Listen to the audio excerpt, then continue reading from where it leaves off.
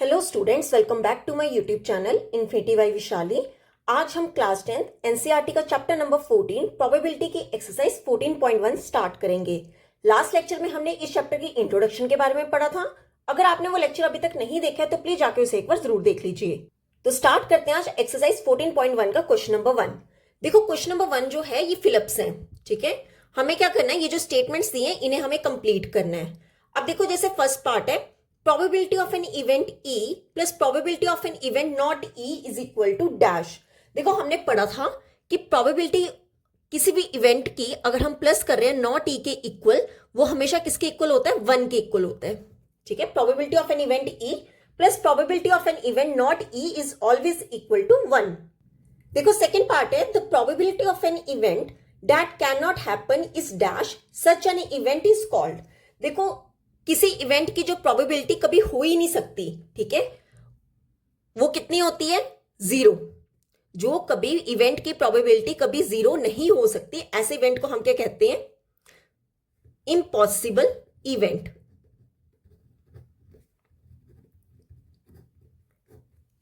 जो कभी 0 हो नहीं सकती है उस इवेंट को हम क्या कहते हैं, इम्पॉसिबल इवेंट।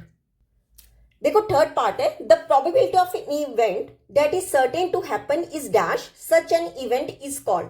देखो किसी इवेंट की प्रोबेबिलिटी जो है होने के chances certain to happen means अगर वो 1 होगी, ऐसे इवेंट को हम क्या कहते हैं, श्योर इवेंट। जहां पर किसी इवेंट की प्रोबेबिलिटी 1 होगी, ऐसे इवेंट को हम क्या कहते हैं, श्योर इवेंट। देखो फोर्थ पार्ट है the sum of the probabilities of all the elementary events of an experiment is. अगर हम किसी भी इवेंट की ऑल प्रोबेबिलिटीज का सम करें तो वो किसके इक्वल होता है, 1 के इक्वल होता है। किसके इक्वल, 1 के इक्वल। नेक्स्ट है the probability of an event is greater than और equal to dash and less than और इक्वल टू डैश। देखो हमने पढ़ा था कि किसी भी इवेंट की जो प्रोबेबिलिटी होती है वो ग्रेटर देन इक्वल टू 0 होता है and less than equal to किसके इक्वल होता है, 1 के। ठीक है, तो ग्रेटर देन और इक्वल किसके होगा, 0 के, और लेस देन और इक्वल टू किसके होगा, 1 के। तो इसका आंसर क्या हो जाएगा, 0 एंड 1। तो ये था हमारा क्वेश्चन नंबर 1। अब देख लेते हैं क्वेश्चन नंबर 2। देखो सेकंड क्वेश्चन है which of the following experiments have equally likely outcomes explain. देखो इस क्वेश्चन के हमारे 4 पार्ट्स हैं और हमें पूछा गया है कि जो हमें एक्सपेरिमेंट्स दिए गए हैं क्या ये इक्वली लाइकली आउटकम्स हैं, और अगर है तो हमें उसका क्या करना है, एक्सप्लेन करना है। देखो इक्वली लाइकली आउटकम्स हमने पढ़ा था कि जहां पर 50-50% क्या होते हैं, चांस होते हैं। जैसे अगर हम एक कॉइन को टॉस करते हैं तो या तो हमारे पास क्या आएगा, हेड आएगा, या क्या आएगा, टेल आएगा। मतलब जितना 50% हेड आने के चांसेस हैं उतनी 50% टेल आने के चांसेस हैं। तो इन सिचुएशंस में हमें बताना है कि कहां पर इक्वली लाइकली आउटकम्स आएगा। अब देखो जैसे फर्स्ट पार्ट है a driver attempts to start a car, the car starts और डू नॉट स्टार्ट। देखो क्या कहा है फर्स्ट पार्ट में कि एक ड्राइवर है, वो कार को क्या कर रहा है, स्टार्ट कर रहा है। तो कार स्टार्ट भी हो सकती है और नहीं भी हो सकती है। तो क्या ये इक्वली लाइकली आउटकम्स होगा। देखो मोस्टली जब भी हम कार को स्टार्ट करते हैं तो कार स्टार्ट हो जाती है जब तक कोई कार में फॉल्ट ना आए। ठीक है, अगर कार में फॉल्ट होगा तभी वो स्टार्ट नहीं होगी, अदरवाइज वो हर बार क्या हो जाएगी, स्टार्ट हो जाएगी। तो मतलब यहाँ पे 50-50% जो चांसेस हैं मींस इक्वली लाइकली आउटकम्स जो है वो नहीं होगा। तो क्या लिखेंगे हम, not equally likely outcomes. equally likely outcomes because it completely depends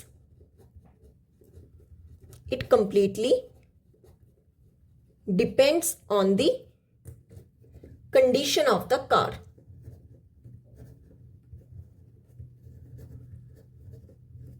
देखो कार की कंडीशन पे ही डिपेंड करेगा कि कार स्टार्ट होगी या नहीं होगी। तो यहाँ पे 50-50% जो है वो नहीं पॉसिबल। क्लियर। अब देखो सेकंड पार्ट है a player attempts to shoot a basketball, she और ही शूट्स और मिसेस द शॉट।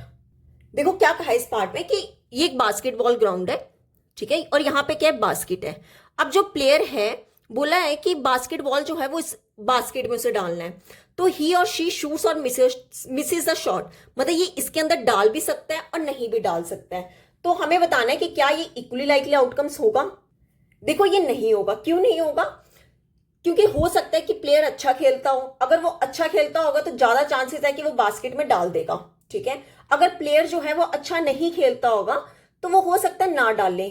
तो यहां पे पॉसिबल नहीं है कि 50-50 की वो डालेगा भी और नहीं भी डालेगा। ठीक है, तो इसका आंसर क्या होगा, नॉट इक्वली लाइकली आउटकम्स। तो क्या लिखेंगे, not equally likely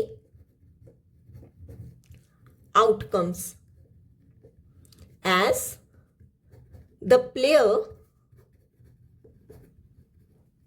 may shoot or miss the shot।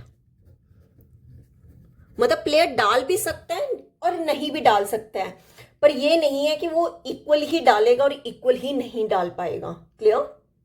तो ये था हमारा सेकंड पार्ट। अब थर्ड पार्ट है, A trial is made to answer a true false question. The answer is right or wrong. देखो मान लो हमारा कोई एग्जाम हुआ है, ठीक है, एग्जाम है, उस एग्जाम में हमारे कुछ क्वेश्चंस एमसीक्यूज दिए हैं जहां पर या तो आंसर ट्रू होगा या तो क्या होगा, फॉल्स होगा। ठीक है, अब देखो कोई क्वेश्चन है, ठीक है, जैसे कोई क्वेश्चन की बात हो रही है, अब जितने ट्रू के चांसेस हैं उतने क्या है, फॉल्स के चांसेस हैं। मतलब आंसर हमारा गलत भी हो सकता है और रॉन्ग भी हो सकता है। मतलब 50% जो है वो ट्रू होने के चांसेस है एंड 50% जो है वो फॉल्स होने के चांसेस है। और जहां पर 50-50 हो गया वहां पर हम क्या कहेंगे, इक्वली लाइकली आउटकम्स। तो क्या आंसर लिखेंगे, equally likely outcomes, equally likely outcomes as it is known as, क्योंकि हमें पता है, नोन एज दिस सॉल्यूशन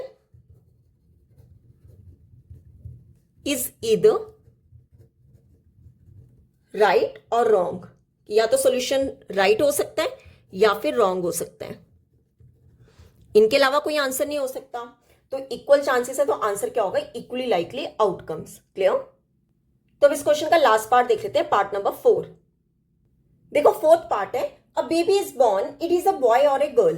कि एक बेबी बॉर्न हो रहा है तो वो क्या बॉय हो सकता है या फिर गर्ल हो सकता है। तो हमें बताना है कि क्या ये इक्वली लाइकली आउटकम्स होगा। यस होगा। क्यों होगा, हमें पता है कि जब भी कोई बेबी बॉर्न होगा तो या तो वो लड़का होगा मीन्स बॉय होगा या फिर गर्ल होगा, इनके अलावा कुछ नहीं होगा। मीन्स बॉय होने के 50% चांसेस हैं, उतने ही इक्वल गर्ल होने के 50% चांसेस हैं। तो इसका आंसर क्या होगा, equally likely outcomes, equally likely outcomes as it is known that the newly born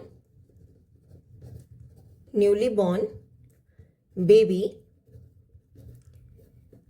can either be a boy or a girl।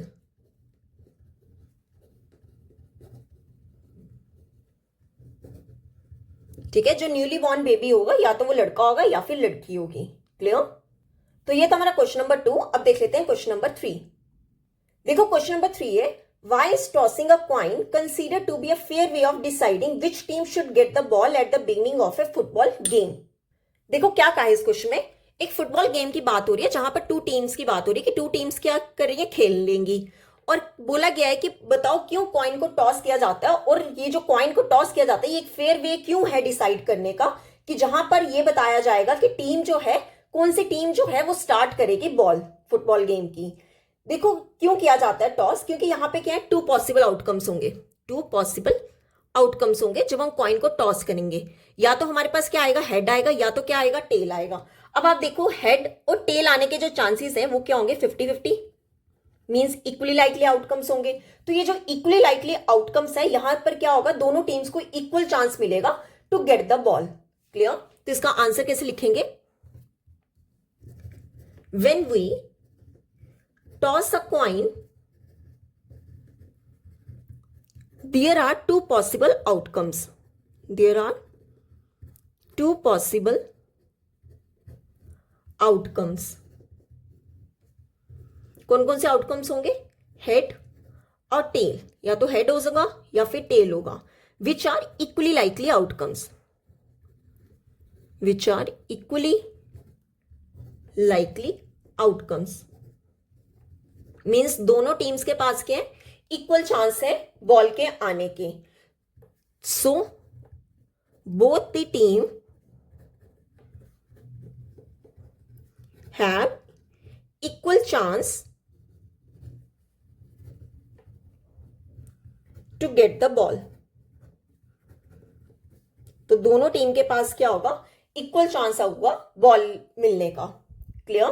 तो ये था हमारा क्वेश्चन नंबर 3। अब देख लेते हैं क्वेश्चन नंबर 4। देखो क्वेश्चन नंबर 4 है, which of the following can not be the probability of an event. देखो इस क्वेश्चन के हमारे 4 पार्ट्स हैं और हमें बताना है कि किसी भी इवेंट की बात हो रही है, इनमें से कौन सी प्रोबेबिलिटी नहीं हो सकती है। देखो हमने पढ़ा था कि किसी भी इवेंट की जो प्रोबेबिलिटी है वो हमेशा ग्रेटर देन और इक्वल टू 0 होता है and less than equal to 1 होता है। और ये जो प्रोबेबिलिटी ऑफ ई है ये कभी भी नेगेटिव नहीं हो सकती है। अगर आप चेक करो ये 0.7 है, मींस ये 0 से बड़ा है। ठीक है, ये 15% है। 15% को कैसे लिख सकते हैं, 15 डिवाइड बाई 100 मींस 0.15, मींस ये भी 0 से बड़ा है। जब हम 2 को 3 से डिवाइड करेंगे, ठीक है, ये कितना हो जाएगा 0.6, ये भी 0 से बड़ा है। अगर मैं बी पार्ट देखूं तो ये कितना है -1.5। और हमने क्या पढ़ा है कि किसी भी इवेंट की प्रोबेबिलिटी जो है वो नेगेटिव नहीं हो सकती। तो मतलब हमारा जो ऑप्शन बी है वो क्या होगा, करेक्ट होगा। तो क्या लिखेंगे, द प्रोबेबिलिटी